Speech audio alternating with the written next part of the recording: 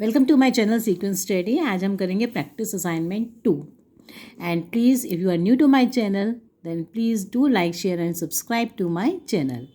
और आपके अगर जो भी प्रॉब्लम है किसी भी मॉड्यूल में आप उसको कमेंट बॉक्स में मेरे को लिख सकते हैं। कोई भी डाउट आता है आप मेरे से कमेंट बॉक्स में पूछ सकते हैं। I am always ready to help you out. Let's start practice assignment 2। और मैं सब कमेंट्स पढ़ती हूँ, जिसकी जो भी प्रॉब्लम होगी मैं उसको ज़रूर सॉल्व करूँगी जहाँ पर जिसमें प्रॉब्लम आती है मॉड्यूल में। Today robots are employed in homes, factories, office वगैरह में। तो ये ना पहले पैराग्राफ में मैंने एक्सप्लेन कर रखा है पूरा का पूरा, तो मैं आपको उसका लिंक भेजूँगी, आप उसमें एक्सप्लेनेशन देख सकते हो। और इसलिए मैं आपको इसके थोड़ा सा ओवरऑल बता देती हूँ कि इसमें क्या है।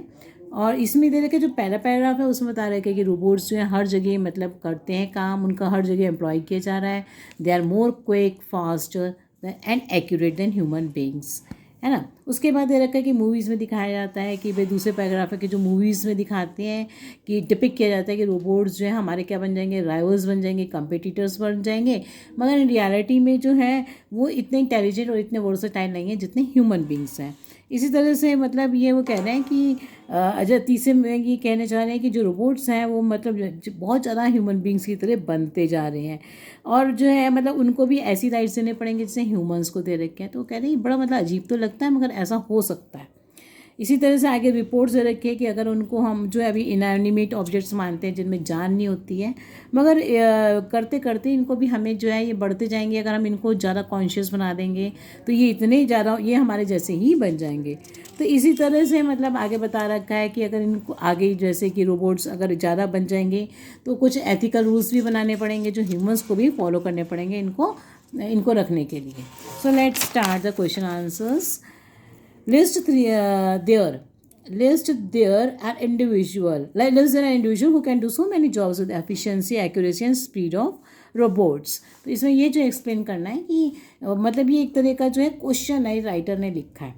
तो वो क्या कहना चाहते हैं, टोन कैसी है राइटर की। देखो the tone of the writer is sarcastic. वो एक तरह का सरकाजम है कि क्या मतलब वो कह रहा है कि रोबोट्स तो इतने देखो एक्यूरेट होते हैं, इतने ज़्यादा वो हैं, तो वो एक तरह का सरकाजम है।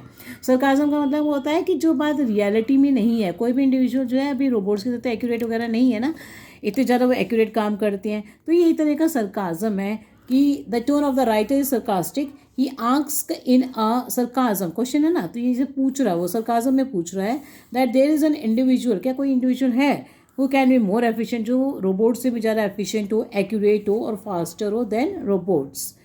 In other words, he wants to say that robots are more efficient, more accurate and faster than any human being.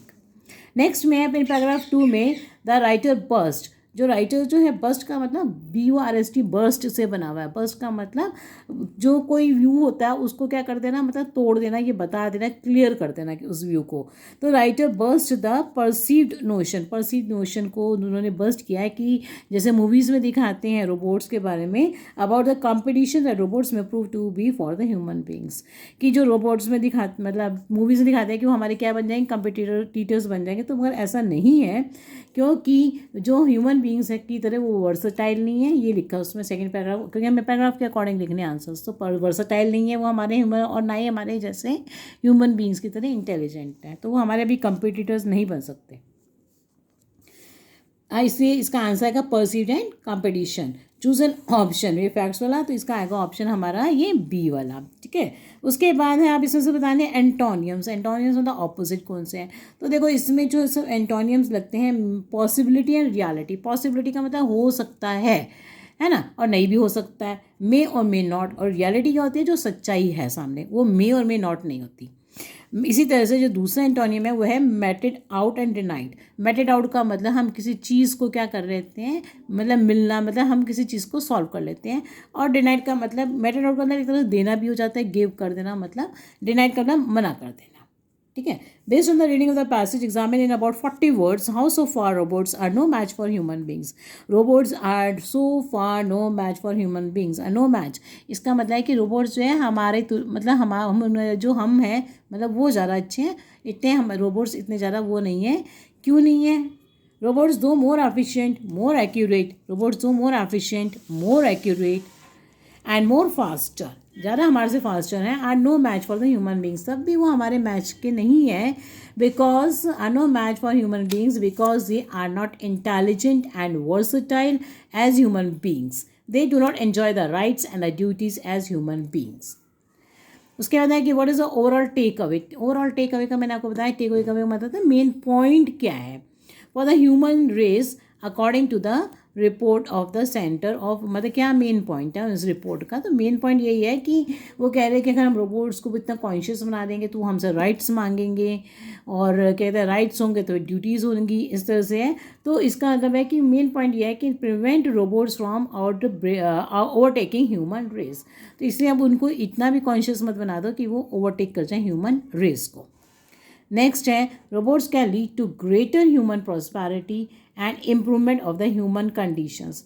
तो वो कह रहे हैं कि रोबोट्स जो हैं किस तरह से ह्यूमन प्रॉस्पेरिटी और इम्प्रूवमेंट कर सकते हैं, मगर कब कर सकते हैं। तो पूरा पैराग्राफ में यही बता रखा है कि robots were develop to the point कि अगर हम रोबोट्स को इतना डेवलप कर दें where they could reproduce, improve और थिंक फॉर देमसेल्स, कि अगर इतना इम्प्रूव कर दें कि रिप्रोड्यूस भी कर सकें, वो अपने बारे में क्या कर सकें, सोच सकें, इम्प्रूव कर सकें फॉर देमसेल्स। अगर वो अपने बारे में सोचना शुरू कर देंगे और इतने ज़्यादा हो जाएंगे लिविंग बींग्स की तरह, तो जो है वो हम क्या कर सकते हैं, तो वो greater prosperity and improvement of human conditions कर सकते हैं। क्योंकि इन सब का वो कह रहे हैं कि अगर जो है रिप्रोड्यूस कर जाएंगे, इम्प्रूव कर जाएंगे, थिंक फॉर देमसेल्स करना शुरू कर देंगे, तो क्या होगा कि फिर वो जो है हमारे लिए उसकी जो है क्या कहते हैं, हमारे को ज़्यादा नॉलेज मतलब दे सकते हैं। रोबोट्स जो है दिमाग के बहुत तेज होते हैं, तो वो उनकी जो नॉलेज है और वो लेबर फोर्स बढ़ जाएगी, तो वो ह्यूमन प्रॉस्पेरिटी को देगी। List 3 citizens benefits. तो 3 ड्यूटीज़ और 3 बेनिफिट्स क्या हैं। ड्यूटीज़ हैं वोटिंग, पेइंग टैक्सेस और मैंडेटरी मिलिट्री सर्विसेज। बेनिफिट्स हैं हाउसिंग, इनकम सपोर्ट और हेल्थ केयर। आगे जो है वो कह रहे हैं कि ऑप्शन कौन सी जो टाइटल करती है, तो ये है हमारी ये वाला C option. Any doubt please ask me in the comment box. Should they prove successful, तो इसके लिए अगर reports becoming living beings. Thank you for watching my video. Any problem, please ask me in the comment box.